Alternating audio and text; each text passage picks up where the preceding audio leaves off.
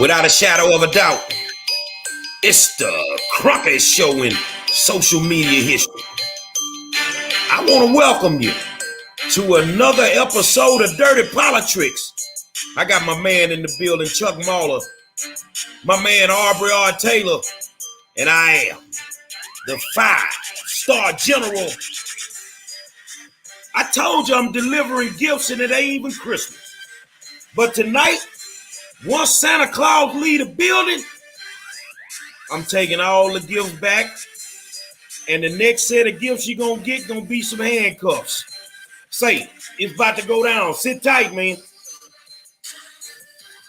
Say, man, I want to welcome you to another episode of Dirty Politics and tell you thank you for taking the time out to tune in.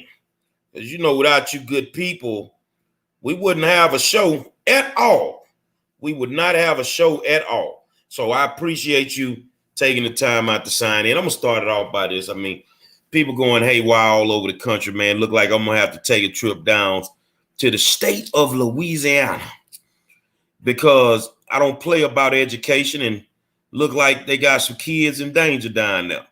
So, you know, no matter where the call come from, I'm going to show up and I'm going to show out.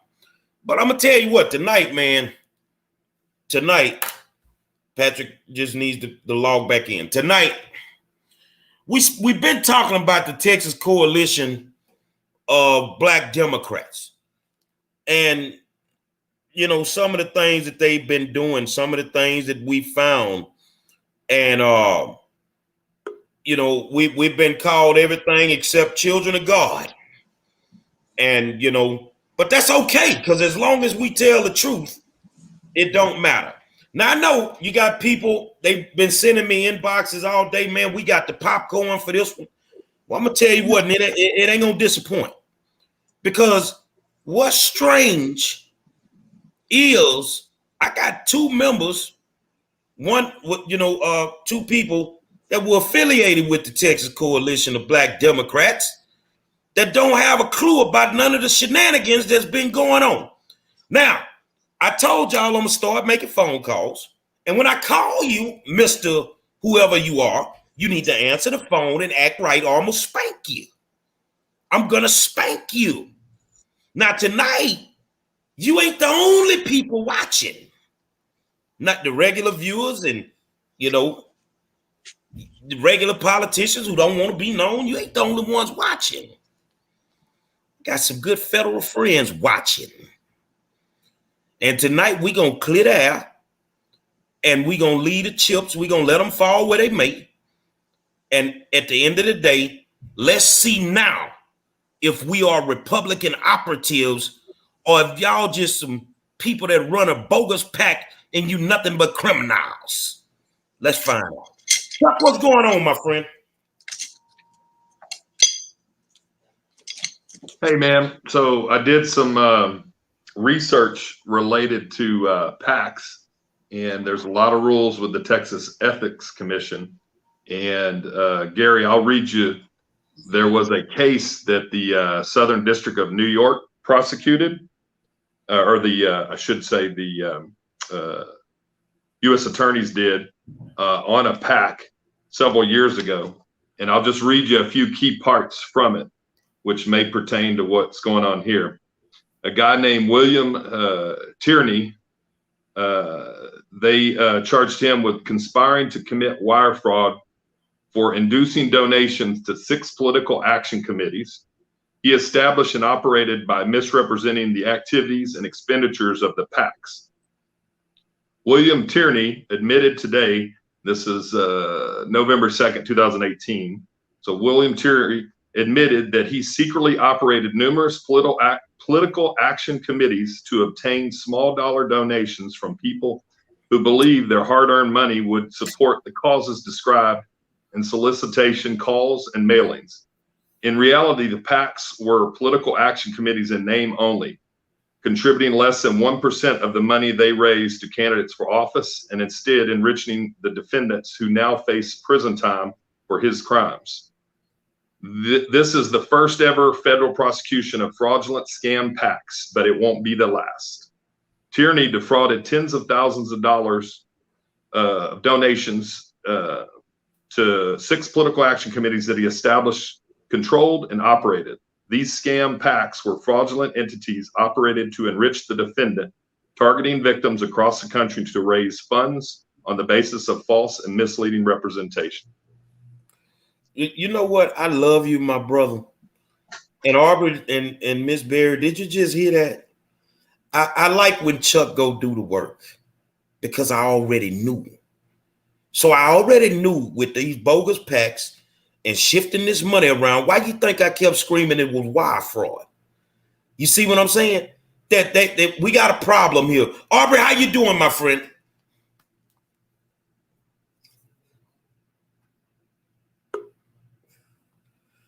Aubrey, turn your mic on. How you doing, my friend? Look like he might have froze up. I think he did freeze up. Well, I'm going to introduce our esteemed guest tonight. I'm going to let them introduce themselves because I don't want to get Patrick's last name wrong. I don't want to. Y'all know I got an HISD education. So, just bear with me. So, Miss Sharon, introduce yourself to the people. Let's turn your microphone on. Good evening. I'm Sharon Berry. I'm currently the chairman of the Democratic Party for the Houston County. I'm also the vice chair for the Texas Coalition of Black Democrats, and I'm currently located in East Texas. So thank you guys for having me this evening. Oh, no problem. Patrick, introduce yourself.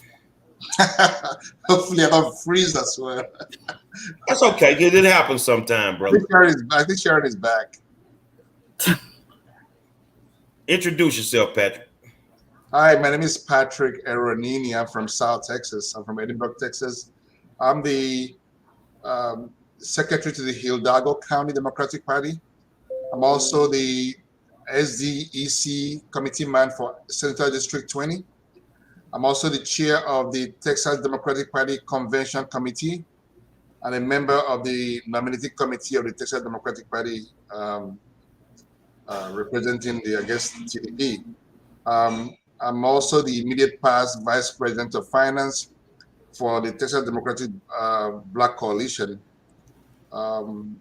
Pretty much, I'm also the primary election administrator for the Hidalgo County Democratic Party. I'm a nurse practitioner, and I'm based in Edinburgh, Texas. Man, I'm gonna tell you something. You got a lot of titles, brother. A lot of titles. You wear a lot of hats. Well, I tell you what, man, we've been digging off into this Texas Coalition of Black Democrats. And I'm gonna start with Ms. Berry. Now, you just heard what Chuck Mahler just read, what happened from a federal side with the federal violations in New York. Now we know the feds, they cross state lines, and with some of the things that are going on, because I know Aubrey has some very unique questions. He's just trying to clear up his internet connection. So y'all bear with us. Aubrey's coming back. Miss Berry, with what you just heard from Chuck Mahler, does that scare you as being a member of the Texas Coalition of Black Democrats? I mean, I won't say it frightens me, but I guess all the information I found out over the last 3 weeks, that frightens me. So just adding this to it is troubling. I remember some time ago when we were at a board meeting and Patrick was in on that conversation where we were talking about the PACs that was associated, the PAC, not PACs, the PAC that was associated with the Coalition of Black Democrats. And the conversation went a little differently and everything. But this is quite news to me, all the different PACs that you say that are now a part of the coalition. Have you at any time, you or Patrick, have you at any time, based on the information that's been flowing for about the last month, have you tried to talk to Chairman Carol Robinson in regards to some of these allegations, and really not allegations, some of these proven facts that Chuck Aubrey and myself have uncovered? Have you tried to speak with him in regards to that? let me give you a little bit of background. Like I said, I was the immediate past vice president of finance for the Democratic Black Coalition. But it's worthy to mention here that even though I was meant to be responsible for the finances of the coalition, I had no idea how much the coalition raised. I had no idea how much the coalition spent. I had no idea how the decisions were made as to who to donate to. The president at some point made a decision on his own to spin off a PAC. And contrary to the expectations, which is contrary to the coalition maintaining control over the PAC, he appointed a few individuals to run the PAC outside of the control of the coalition. So ultimately what was happening was he singularly was making the decisions as to how the PAC's money were spent. There was no transparency. There was no accountability. I didn't know how much the PAC was raising. I didn't even know how much the Democratic Black Coalition was raising. It was all controlled by Eric Igwe and Carol Robinson. And, Well, what's the purpose of having you over finance if you don't deal with finance? Well, what's the purpose of having a board if you don't bring things before the board? Exactly. Yeah, but I think ultimately there were different agendas out there that the president had, and he had his. I mean, one of the gentlemen that actually had a lot of control while I was there was Anton Johnson. Anton Johnson was even an elected executive board member, but he was in charge of a lot of the decisions, a lot of the campaign PR, and I had some ideas as to plans on how to make the coalition stronger, how to network with the Black businesses and Black banks, But ultimately, the president, in his infinite wisdom, decided to use a friend of his as the fundraiser for the Black coalition. Under some arrangement that I still never understood, I still don't understand, because I think there was some cost sharing arrangement and some profit sharing arrangement that he has with her.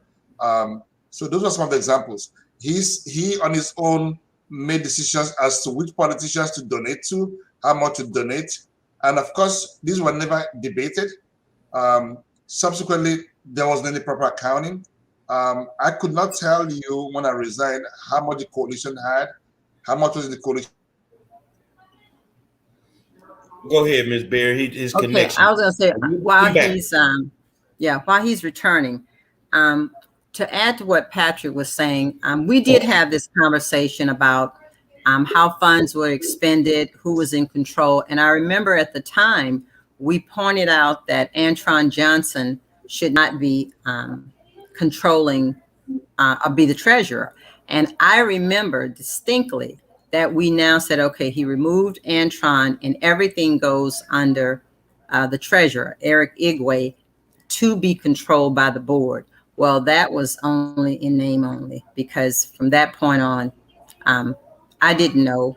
The vice chair of finance didn't know. And I want to clear something up. I want to I want to clarify this. Why I'm on this show. Yesterday, the parliamentarian Terrence Shanks put me on notice because I'm supposed to be the person, I guess, that I've been feeding you all your information. I appreciate the information you all have given to me. But the thing, in addition to that in itself was disturbing. But as I told the chairman, our meeting yesterday was something totally different. But I said, we have bigger problems in this organization than just opening up a new chapter.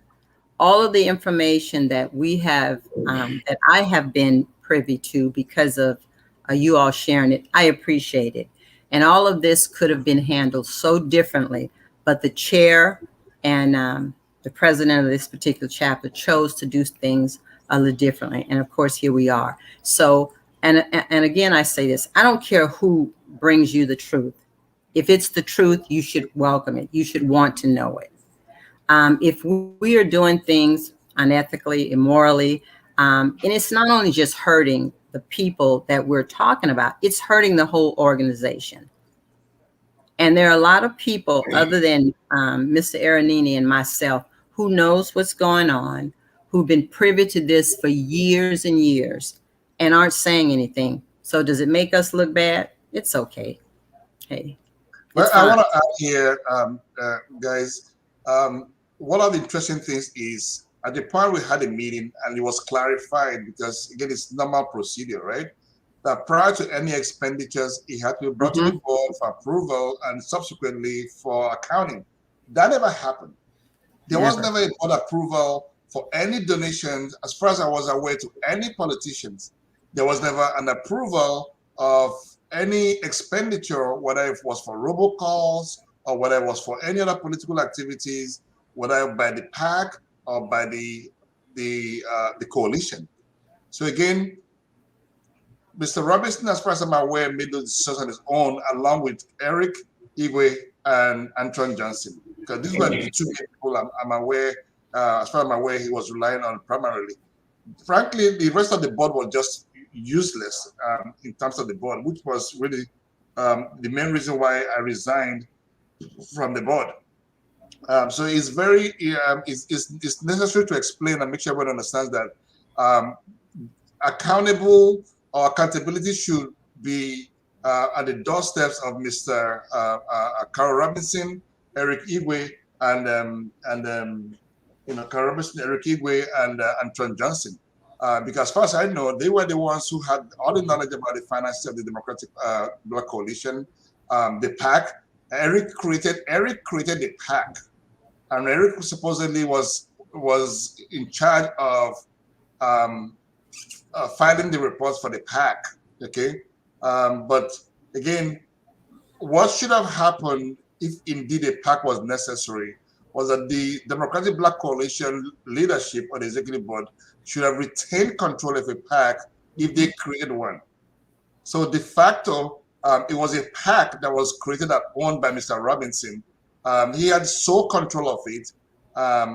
He made decisions as to who to solicit the monies from. He made decisions as to who to spend the money on.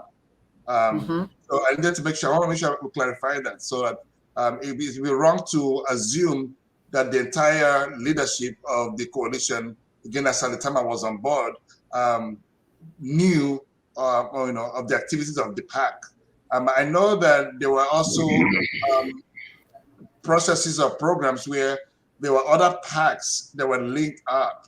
I believe there was a Black Women's PAC and some other PACs that he had a relationship with. Now, to what extent there was coordination, I don't know. To what extent monies were commingled, I do not know. But again, there was no doubt in my mind that Mr. Robinson was, in full control of those, those activities. Okay, well, let me ask you a question. Well, and he's in full control of everything right now.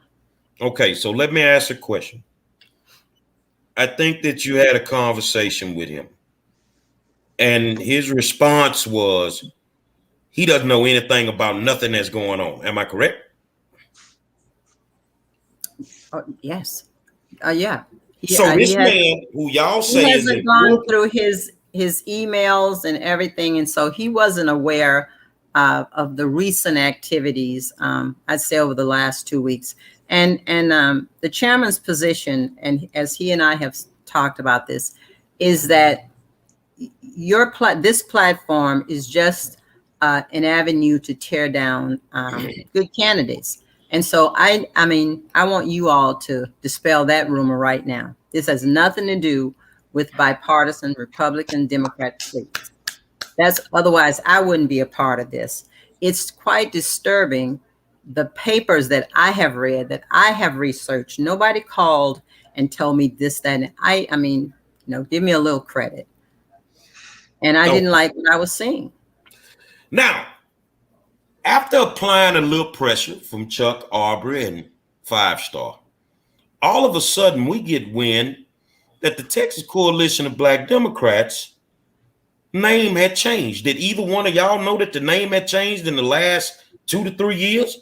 Because people are still donating money to the Texas Coalition of Black Democrats, who does not have a Treasury Finance report on file with Texas Ethics, but yet The name had changed. Did that go through the board by any chance? No, and no one on the board knew it. I specifically called the secretary, Constance Jones, and asked her, and she said, no, I just heard about that a few minutes ago.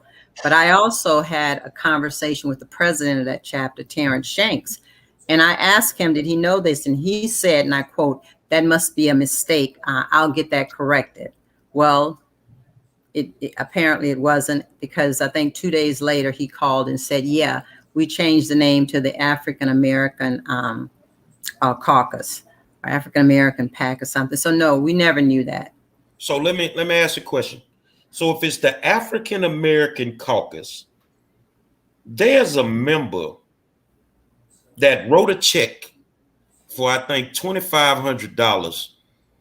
And if it's the African American caucus, can you tell us, based on your knowledge, and if you don't know, either one of y'all, who did that person, and I'm not going to say their name, who did that person write the check to?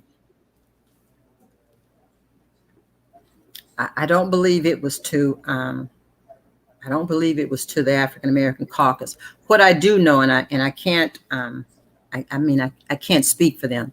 What I do know is, I remember at a board meeting, because it goes along the same lines, I asked the chairman, and in the board, I don't know if you remember this, Patrick, but I said, do we have any agreements in place, whether written, verbal, or just a understanding where we have a deal with a company as far as fundraising and so to speak? And they said no.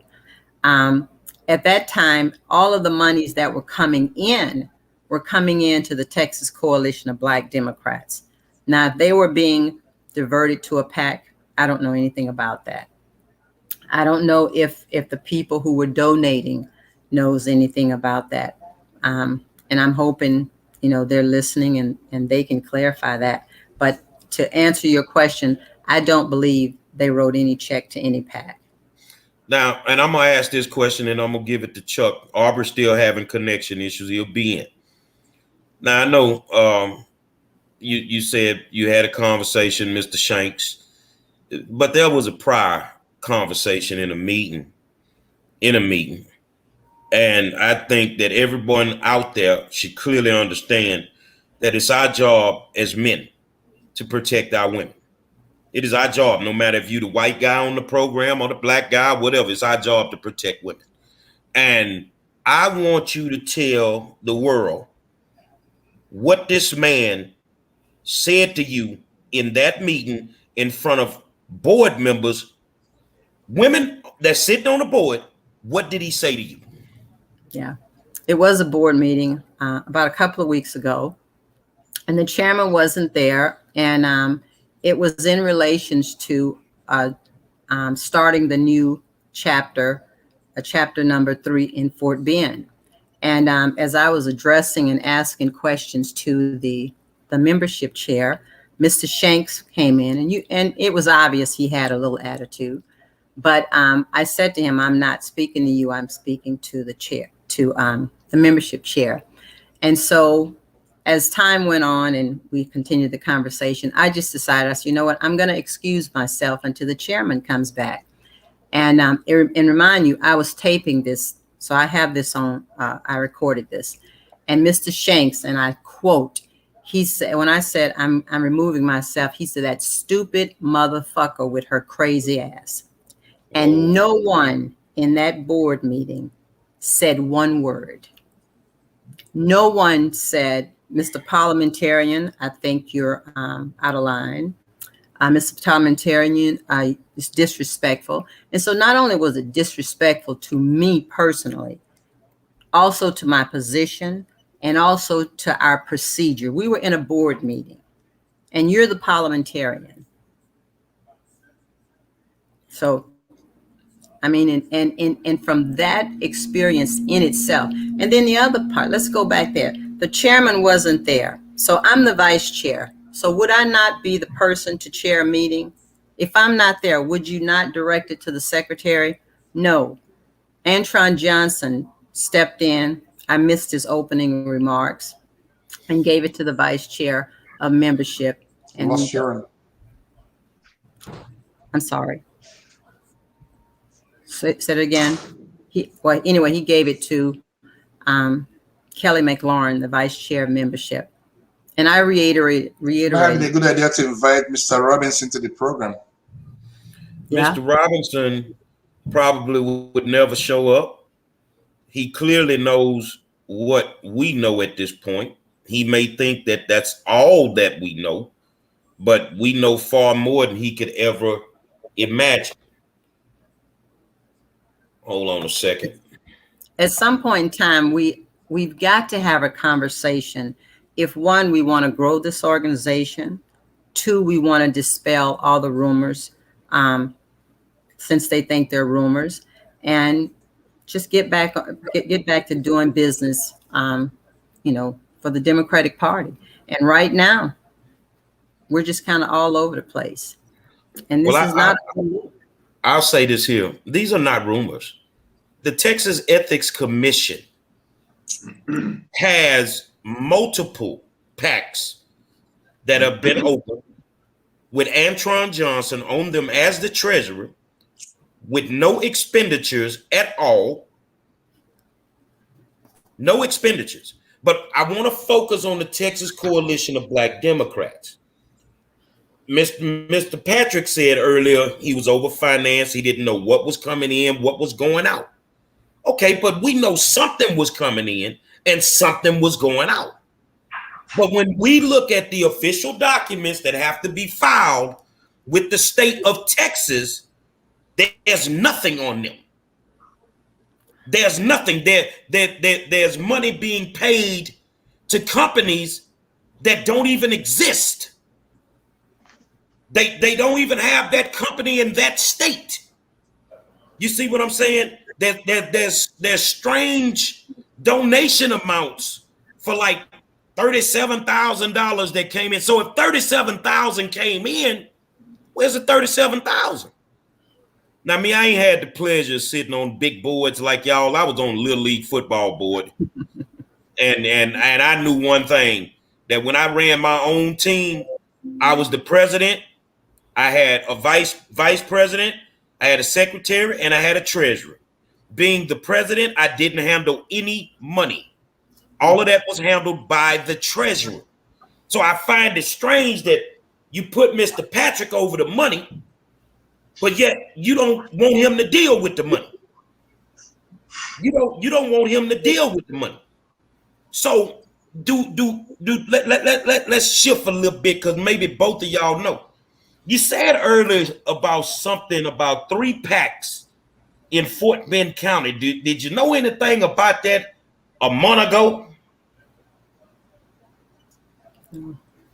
Not 3 PACs, but I guess they might turn. This is 3 chapters, and the bylaws that Patrick and I came into says if the population is under 1 million, then of course you have 1 chapter, per county, unless it's over 1 million people. And for whatever reasons, they decided that Miss Bennett chapter no longer exists. And in the words of the vice chair of membership, she said they was just going to ignore Miss Bennett and basically pretend like she doesn't exist. Money from her. Well, how do you ignore somebody that you've taken money from? Can I come here, gentlemen? There's something that's very significant. I think I need to mention here. You have to understand the attraction. Ask yourself, why are people giving money to the Texas Black Coalition under Carl Robinson? It's because there's the perception of power. The coalition holds 2 seats on the State Executive Committee of the Texas Democratic Party. Right. 2 seats I believe they are not entitled to. That the Texas Democratic Party needs to explain why they continue to allow the Black Coalition hold these 2 seats when they do not meet the membership criteria.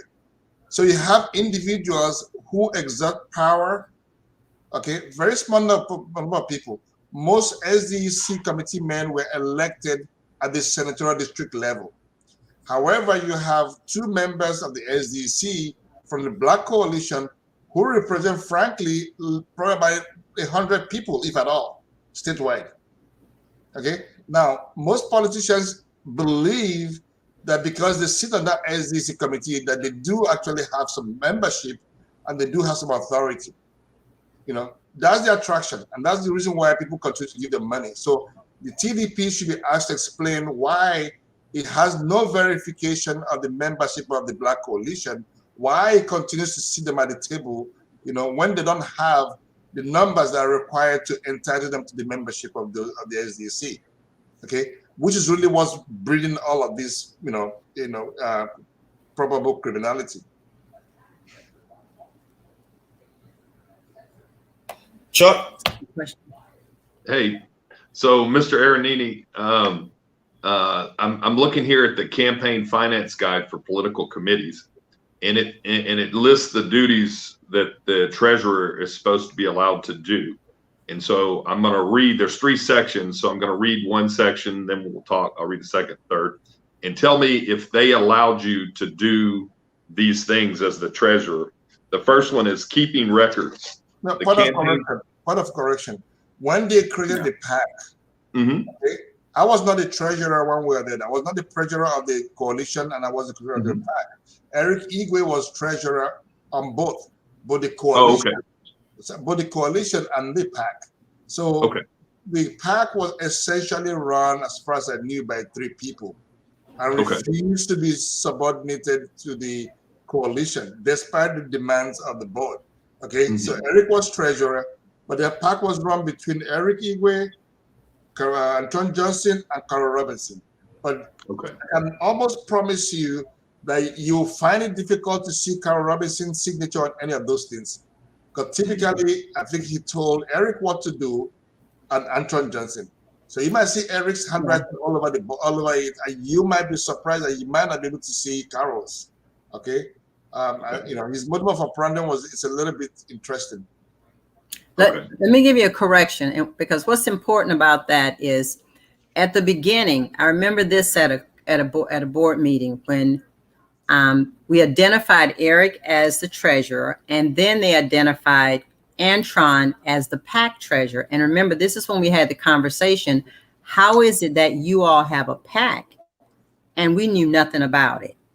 And then I think we read the rules that says any PAC or our finances has to be controlled by the treasurer and then controlled by the board. So that's when he removed Antron, quote unquote.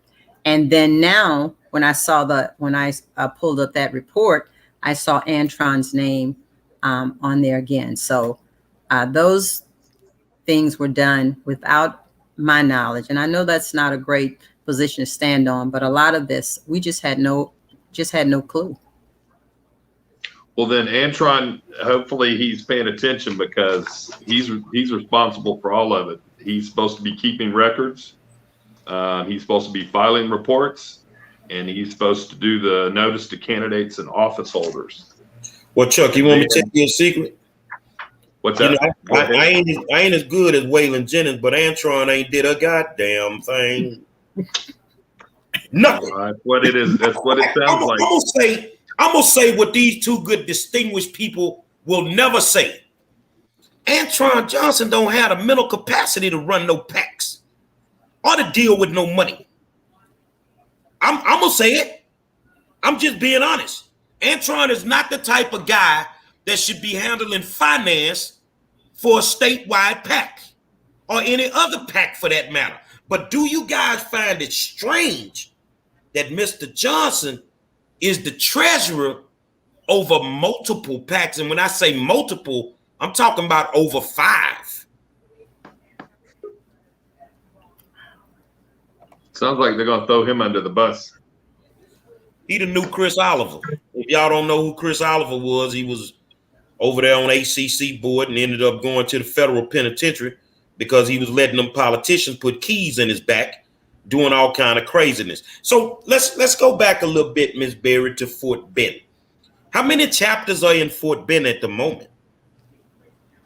I say at the moment 2, because I don't think Miss Ross, I think Miss Ross's chapter was migrated over to the one that I think they started yesterday. I guess now under Farrell Bonner.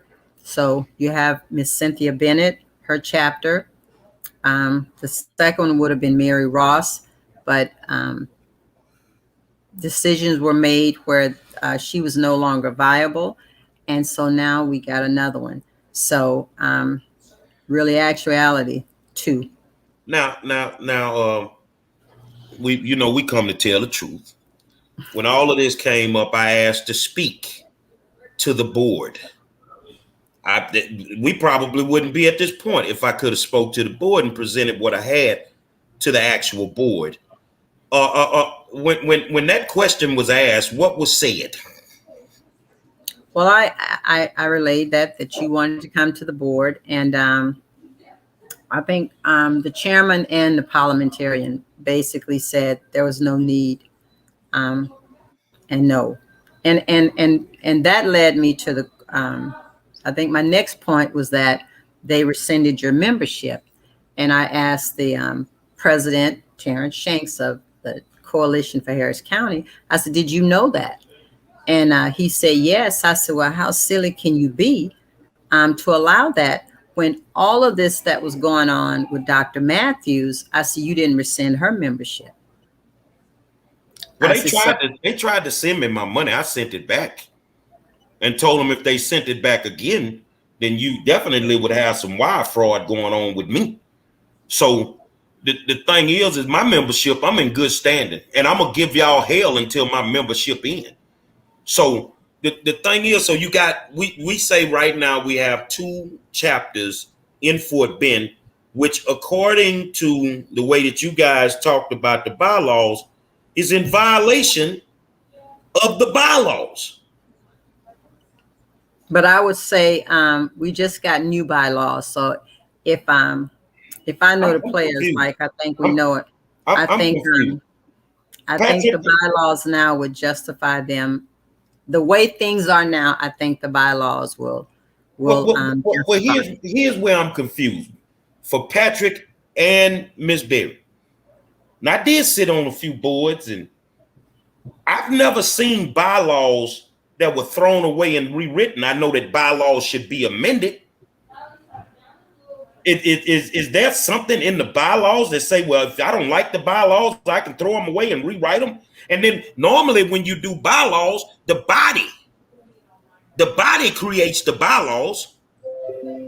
Have y'all ever had a meeting where the body created bylaws? Or, I mean, because I've never seen bylaws just thrown away. I saw them amended. No, there was a consensus that there were things that needed to be updated in the bylaws. I believe there was a committee that was set up to work on updating the bylaws and presenting the required changes.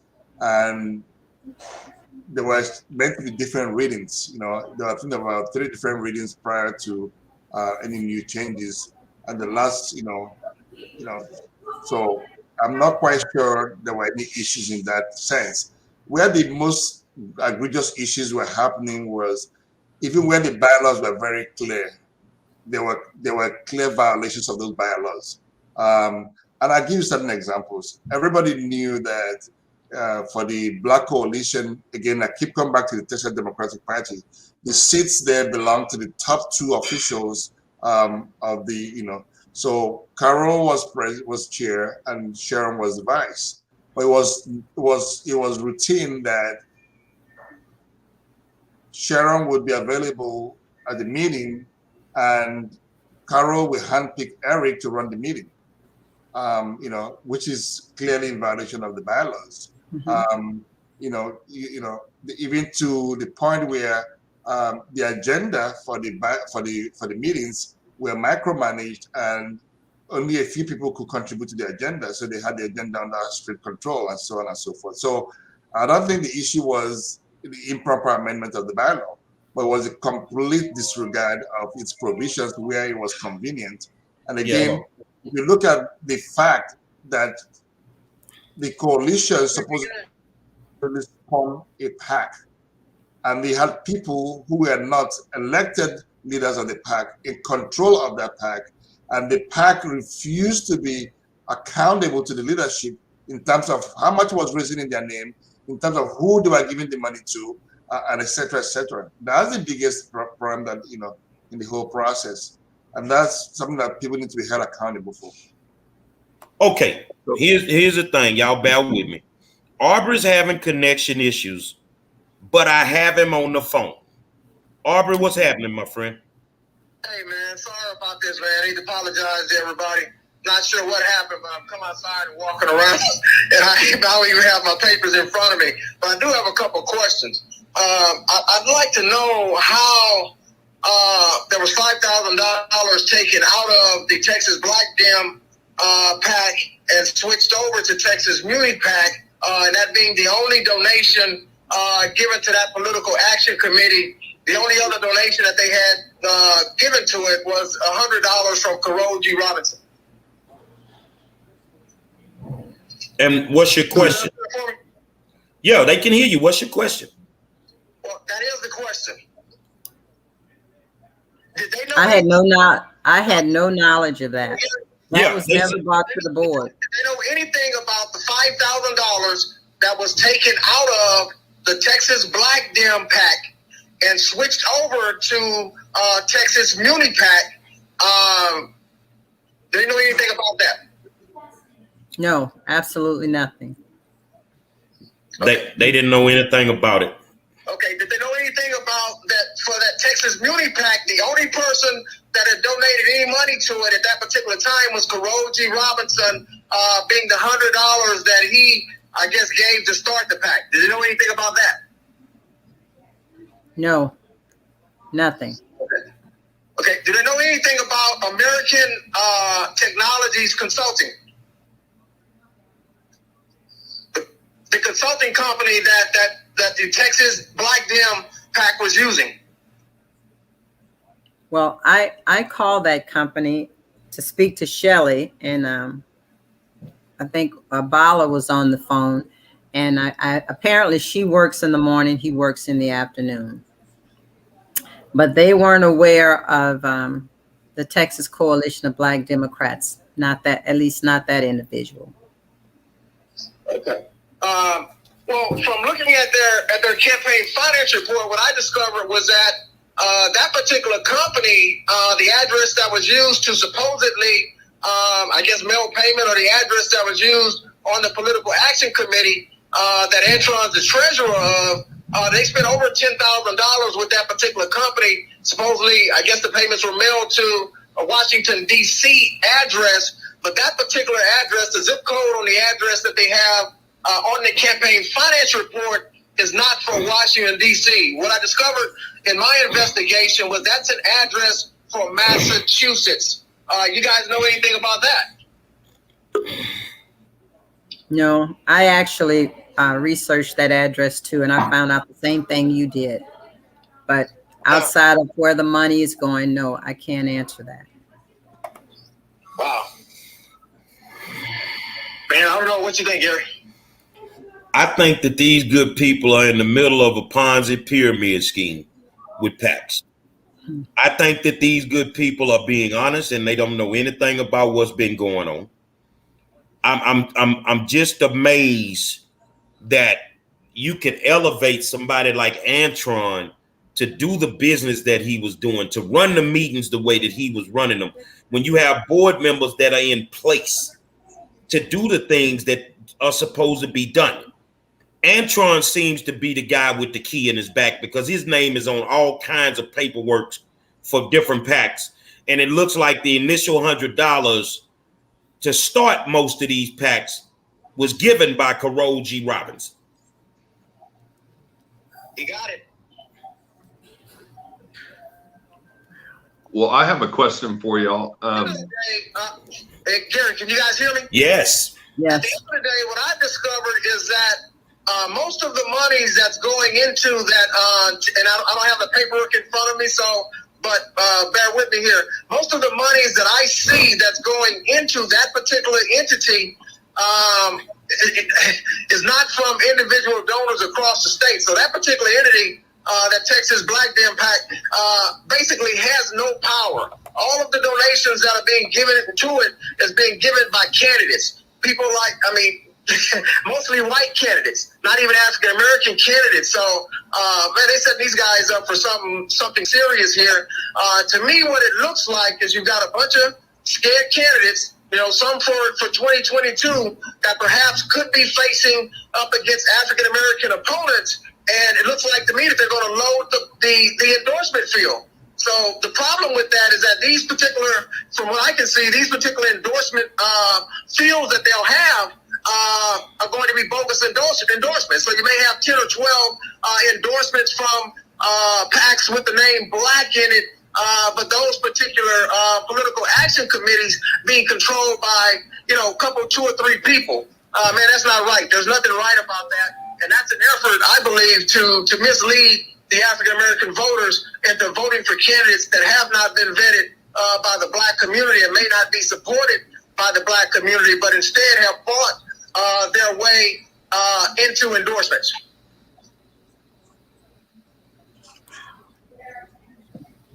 That's wow. Can you hear me? We can hear you. Okay. I'm done with that comment. That's what I see. It's just a pause because all of us are just sitting here like, damn.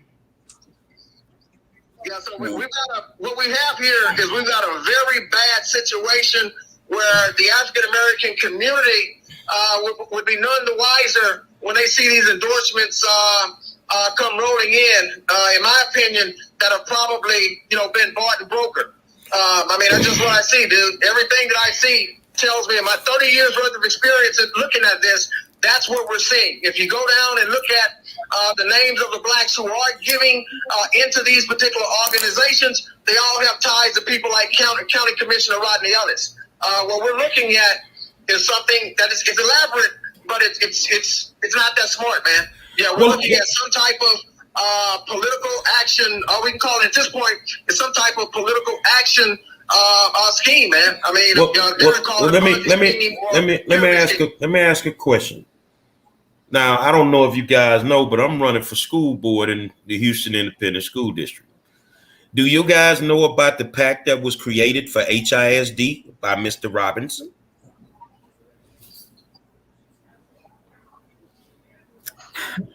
No. So let me ask you a question, Patrick. How long were you with the coalition? Let me get to Patrick. I don't remember, frankly. I wasn't with the coalition for long. Sharon, you probably know better than I do. I wasn't with the coalition for very long. You know, okay. I came in, 4 or 5 months. Yeah. I came in after the previous director had abruptly resigned, and you know, so I came in with a plan to basically, my goal coming in was to build a relationship with the Black business community, with the Black banks, attract the Black banks to Texas, how the Black businesses, you know, put their money in the Black banks, have the Black coalition be more like the political, you know, spokesperson, you know, persons for the Black business community, you know, and you know, and do joint events with, you know, with the business community out there, which was great. It was approved overwhelmingly. But when it came to implementation, again, Carol had a lady, I can't remember her name now. Basically, he had a lady friend of his, who New Wave consultant. Yes. Shakira Dennis. Shakira, exactly, who owns a communication company. So she really had, you know, control of events that were originally my idea. You know, I'll give an example. You know, we had a joint fundraiser with the Texas Democratic Party. You know, and again, I speak about the Texas Democratic Party because I really think the party needs to explain to me why the Black coalition holds 2 seats on the executive board. You know, and is the party aware that some of the activities of the coalition and its related PACs are bordering on illegality? So there was a joint fundraiser. I was the director, the VP of Finance. Well, I got to know about the event just like any member of the public. Okay. And so my question to Carol was, you know, wait a minute, you know, what's the problem here? What's the plan here? What's going on? How do I get to know something that's within my domain, you know, and so on and so forth. So again, it wasn't an issue of contracting that responsibility, because I was very happy partnership with outside agencies in having a cost share arrangement, which is standard. But the issue was, I still don't know how the negotiation was done. I still don't know what the cost sharing arrangement or benefit sharing arrangement was with this company. Who picked her? I found out later on that she was a friend of his, and so on and so forth, which was typical of how business was done. So that and many other reasons, were the reasons why I felt redundant and walked away from the coalition entirely. Well, Ms. Berry, this question is for you, being the vice chair. The Texas Coalition of Black Democrats, the Dallas chapter, they've been very active. They're actually soliciting donations at the moment and different things like that. Are you aware of that? I am aware of that. What I wasn't aware of. Here's the next question. Did you know that the Dallas chapter was dissolved in 2011? I realized that 2 weeks ago. I found that out 2 weeks ago. So we're talking about for 10 straight years, these people have been running a sham PAC that has been dissolved according to the Texas Ethics Commission. And you being the vice chair, you had no knowledge of it.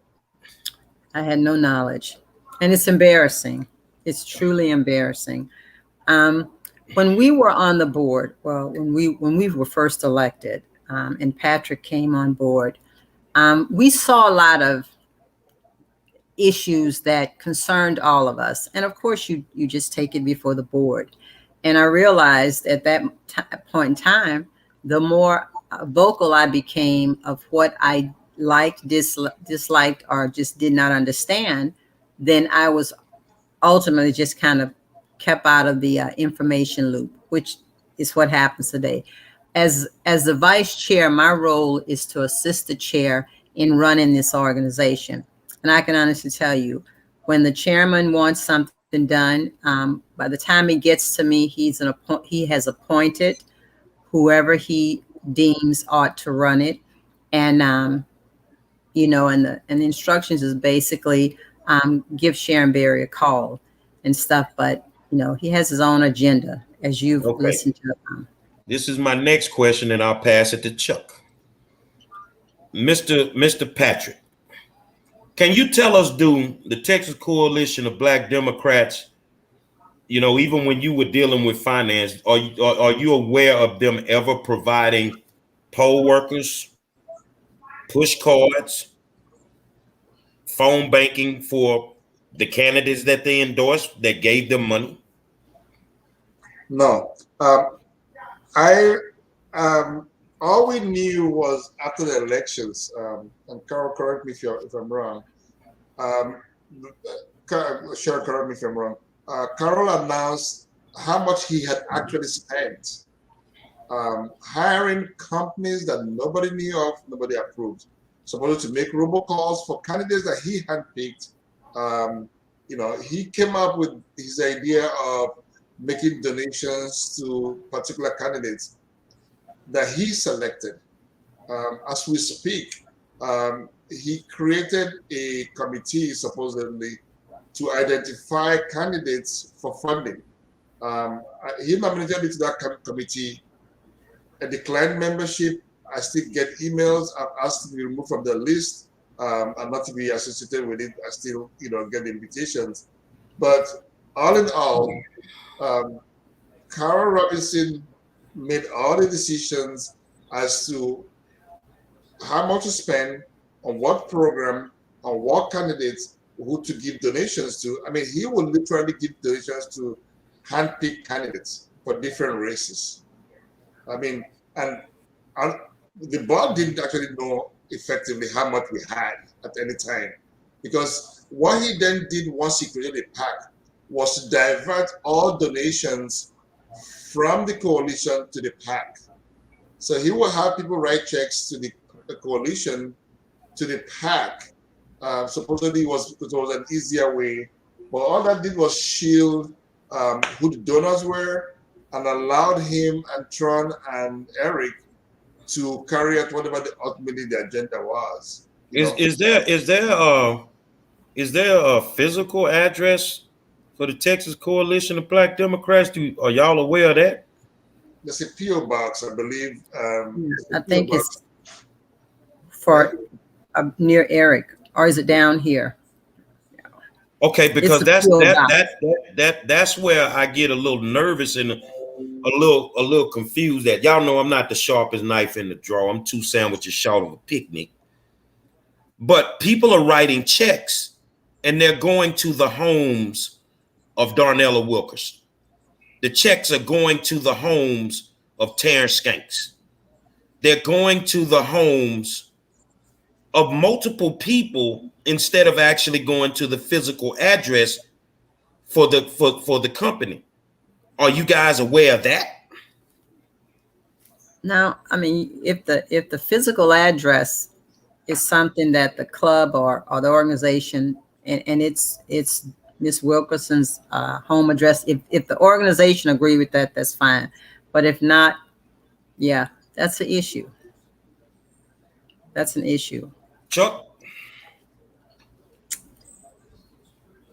So I want to ask my guests if they think that the coalition was doing what the purpose of a PAC is. In other words, the purpose of a PAC is to push and support common issues. In turn, they can support candidates that work towards those issues. But the purpose of a PAC is for a group of people that think the same to get together to support issues, whether it be bail reform or justice reform or, fighting crime in Harris County. And then, like I said, they can support candidates that go along, that are going to help with that, go along with that, but not vice versa. In other words, the purpose of PAC is not to a candidate pays the PAC and then you support them and say, okay, what issues are you working on? In other words, it's supposed to start with the issues. And then if the candidates fall in line with the issues, then you can support the candidates. Do you think the PAC was working for that general purpose? Or was it working to enrich some people at the top? I think it was, the Black Coalition PAC has just become an avenue, so kind of medium to scratch each other's back. So you have the select politicians giving money to the PAC, and in return the PAC gives them support or endorsement that looks like endorsement from a big body like the Black Coalition is supposed to be. So, so again, none of that is based on issues or principles or policies. That's based on personal relationships, who is doing what business with who, and who is basically, supporting what agenda. So you have individuals who have grandiose agendas of who they want to become, whether they want to become state representatives or whether they want to point. I think I heard Mr. Robinson wanted to become the chair of the Democratic Party of Texas. So these things were designed to achieve those aims ultimately, and not to push any particularly identified agenda that helps the Black population of Texas. But to answer your question, I think those PACs that we are referring to are in line with their agenda, because the people who were in that room when they decided what those PACs were going to do, how they were going to operate, and that's exactly what's going on. And we weren't privy to that. And again, I think Patrick and I, and at some point in time, we, even Terrence Shanks, we used to have conversations about how things were being run and how this organization being governed, and we didn't like it. We didn't agree. So of course, information, we didn't get it. Decisions that were made, we weren't in the loop. And I apologize to the state of Texas because I am thoroughly embarrassed for where we are today because I had absolutely no clue. I'm a little bit taken aback, though. I'm a little bit taken aback by Terrence Shanks because I all along believed that Terrence was in disagreement with the way things were being run. Privately, that was my impression. So I'm kind of a little bit surprised to hear that that he seems to be knowledgeable about some of the activities, and frankly, it's a little bit disheartening and disappointing. Aubrey, are you there? Yeah, I'm here. You got any question? I don't really have a question. I got a statement, though.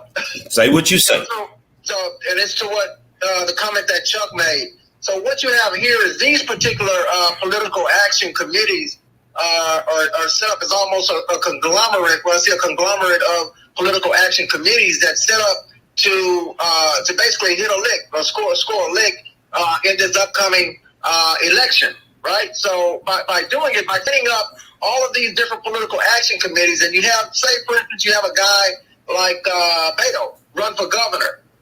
They can get support across these political action committees, unbeknownst to the candidate. So by having 5, 6, 7, 8 political action committees, if someone has the ear of the campaign, these major campaigns that are going to be spending a lot of money running statewide, they could basically, in some cases, man, these guys wouldn't blink at giving them $100,000 for this PAC, donating $100,000 to that one, $100,000 to the efforts of this one. You see how quickly that money could add up. So all they've done here is Corona has set up the base whereby which this can all happen. And in that, what they did was going back right after 2020, again, they brought Boris Miles' ex-wife over, Melanie Miles, and they put her over these political action committees. I think you've seen my report on that. So this is a very strategic effort. Now, I'm not saying that Melanie's done anything wrong to this point, but I tell you what, if she's listening to this right now and she's listening to what we're saying, if she's for right, I mean, she should get the hell out of there, man, because this is a train wreck that's waiting to happen. And I don't know what else to say. I don't have any questions. And her being appointed to that committee was another heated discussion that we had with the chairman, because that too was decided and wasn't brought before the board. So Melanie Miles, or whatever her name is, it wasn't brought before the board, and they put her over Congressional Screening Committee. Wow. Well, let me ask you guys a question, because honestly, I believe you. I mean, I like to look people in the eye, and I'm looking at y'all. You're not flinching. Some things you're a little bewildered about just to even know that it went on. Where do you stand at the moment with this? I mean, you're the vice chair. Where do you stand right now with the Texas Coalition of Black Democrats, based on what you know now? I've removed, we had a chapter, Houston Trinity, and the board members, Don Fish and I, we decided that we were going to remove Houston Trinity from the rolls. So do I like where we are? Absolutely not. It's a bad look. It's a bad position. And we're not going to grow, not only this organization, we're not just going to grow. We're not going to grow candidates. We're not going to grow ideas, future, policies. We're not going to grow the coalition of Black Democrats. And that's important because right now, Texas is the #1 state with the largest African-American population. With that in itself, we have, excuse me. That's okay. With that in itself, we have the responsibility / burden on our shoulders to deliver candidates for wins. And with this hanging over our head, who's going to trust us? Who's going to give us money? Well, let me ask Patrick a question. I know you're no longer there. You said you resigned your position. But at this point, do you think it would be in the best interest of the overall movement of the Texas Coalition of Black Democrats that Mr. Robinson, Mr. Skanks, and anybody involved in what I call a sham, not you guys, resign their positions immediately. Turn your mic on. Right. Turn your mic on. You got to turn your mic on. I think it's in the best interest of all Black Democrats in the state of Texas that they resign their positions immediately and to give the body a chance to heal and grow. And like I said earlier, as far as I know, to date, the Black Coalition does not have the membership required to hold any seats on the state executive committee of the Texas Democratic Party. You know, and part of the reason you find is ever since Carroll became president, he has tried to make the Black Coalition a de facto Houston organization. All the appointments have been centered in Houston. All the expenditures have been centered in Houston. If you look at the agenda, for example, there's so many school boards in the state of Texas.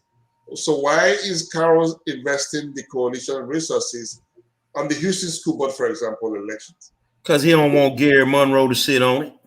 Well, but see, that's what I'm telling you. That goes to explain to you why he needs to allow competent, open-minded individuals who have a clear vision of the state, who understand that the coalition is a statewide organization, who have the integrity and the ability to run a decent organization to take over. But if I know what I saw, that's not going to happen. They have become addicted to the perks of the position. They have become addicted to the power that comes with, you know, with a body of 100 people or less holding 2 seats on the state executive of the Texas Democratic Party. Again, well, here's the question. I think part of the fraud here is I think the Democratic Party has been defrauded into thinking that this was a truly statewide organization, truly representing the Black population of Texas or the Black Democrats of Texas, and who has conducted or has been conducting business professionally, ethically, and legally. So in order not to taint the Democratic Party any further, I think the Democratic Party should suspend the membership of the Texas Democratic Party until the cloud becomes cleared up. Say that is a bold statement from Damian Jones' podcast.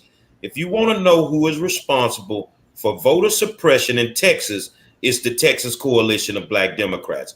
I would say that is true. So I'm gonna ask Aubrey and Chuck a question, because according to Patrick, these people ain't gonna resign their positions.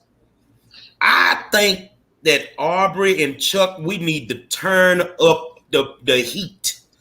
I think we need to take all our information, and I think we need to take a trip down 290 to that turquoise building and drop it off at the feds. And for those that want to sit and continue to work with the Texas Coalition of Black Democrats, know one thing: when they knock on your door, their conviction rate is 95%.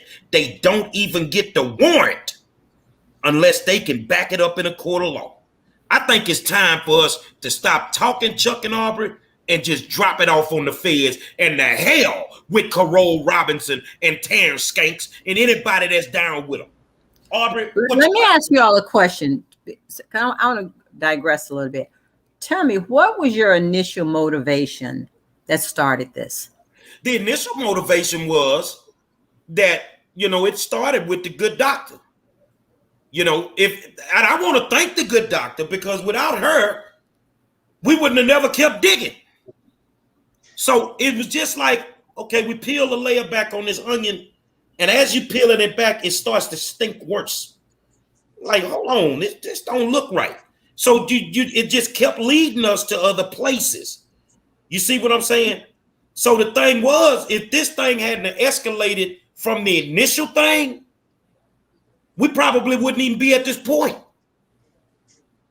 Yeah, they sent a Golden Gloves boxer into an MMA fight in our ring, and so say, all right, let's do it then. So Chuck and Aubrey, since we feel they may not resign, y'all ready to turn the octane up on these boys? Look, Garrett, can you hear me? Yeah. So here's what we got, man. And I would respectfully, and I'm going to say that slowly, I would respectfully tell Carol and these guys to do the right thing. From what I understand, again, I've been out here over 30 years, man. And I'm going to tell you something. I've never once looked at the Texas Coalition of Black Democrats. That's the reason why we're just now learning that these guys have never, as far as I can see, and according to the Texas Ethics Commission, filled out a campaign finance report. This backs up what we're saying. These guys were not on our radar. No one sent us at them. No Republicans are behind this, dude. From what I see, and anybody can go and check this out right now, these guys have never, the Texas Coalition has never, that GPAC has never, you hear me closely on that, never, as far as I can see, filled out a campaign finance report. So we don't know what these guys have done for years. This thing was conceptualized way back in 1979, dude. And what I'm telling you is that I don't see one campaign finance report for these guys.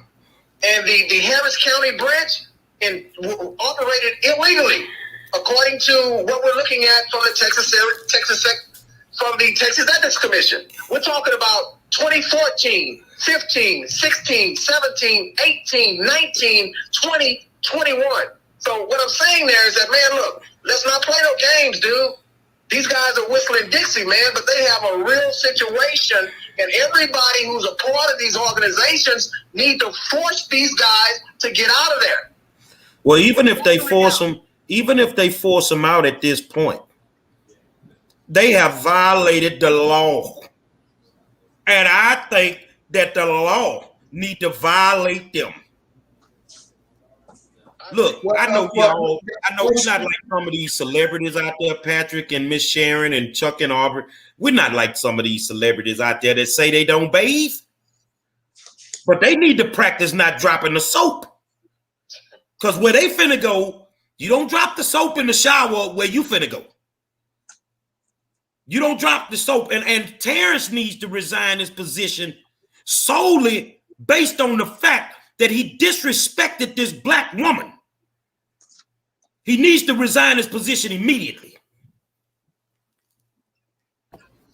Have you tried to invite Carol, Eric, and maybe Antoine Johnson to this program? They gonna get some calls from me. Let's bring them on. Yes. I think it'd be a good show to have us come back and have them be here. Or frankly, invite an executive of the Black Coalition. Maybe there's something they want to explain. I give you one better. Ain't y'all got a meeting coming up?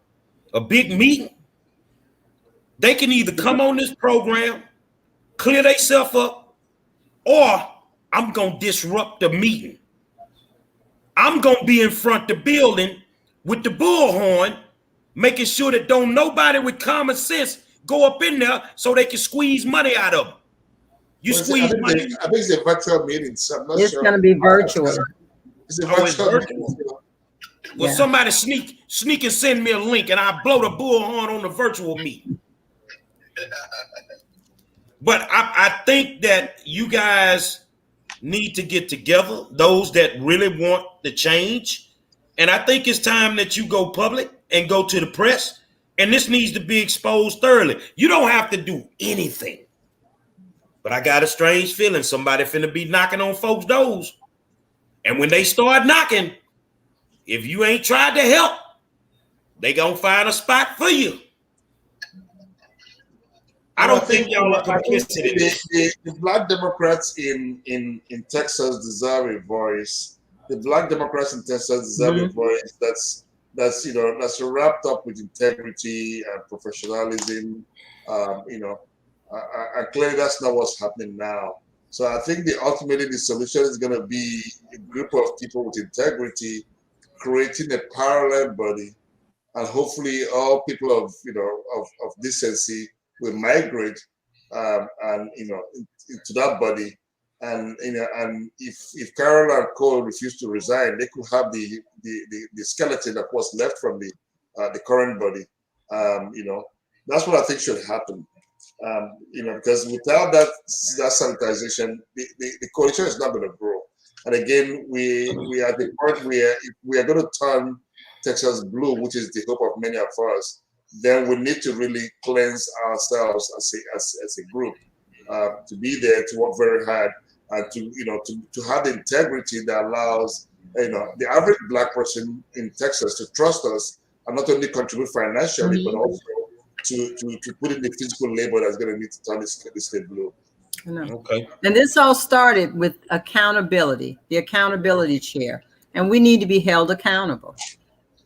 Final thoughts, Chuck. Okay, go ahead. And this didn't just happen. This has happened over the years. So it's a lot of people sit back and watch this and listen and didn't say anything. And we just got to do better.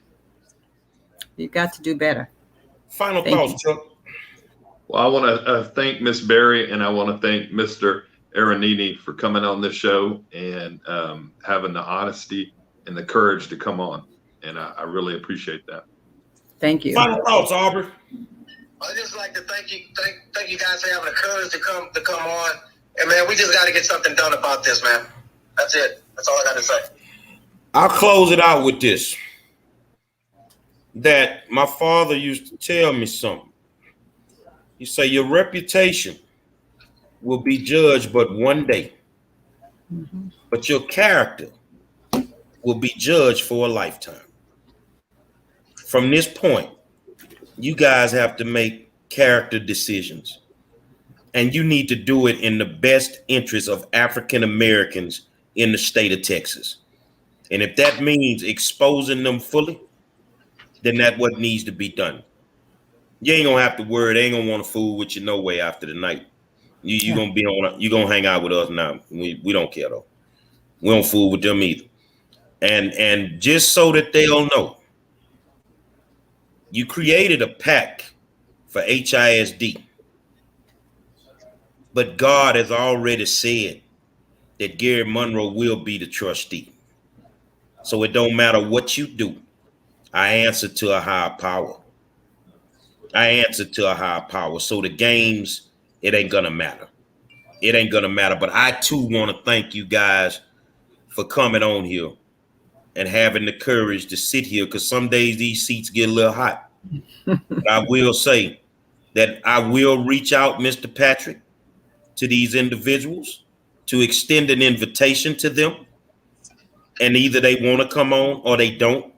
But as far as us moving forward, we're turning over what we have, not to the DA of Harris County, but to the federal government.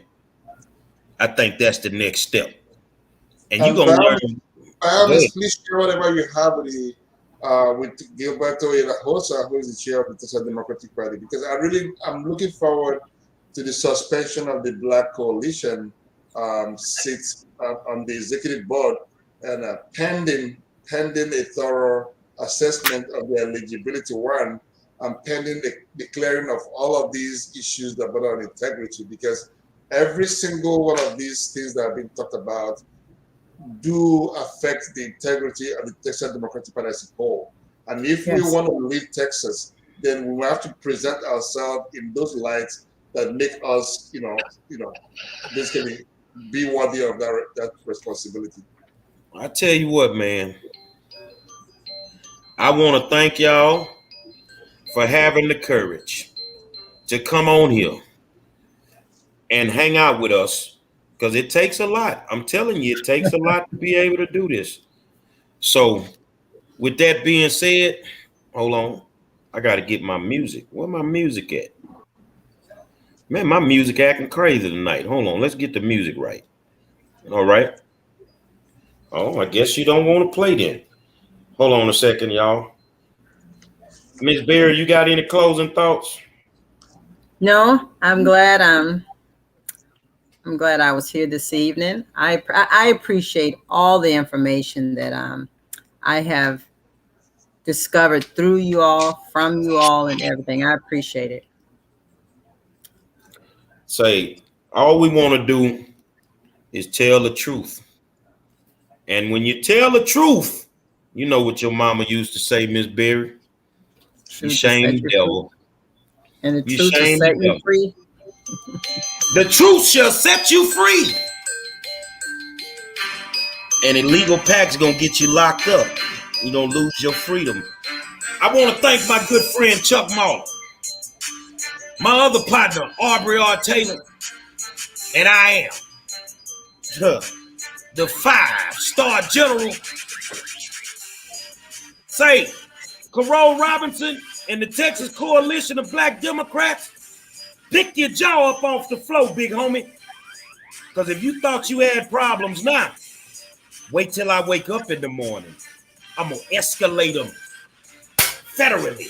Until tomorrow night, now Friday night, I got a forum tomorrow. We'll holler at you. Good night.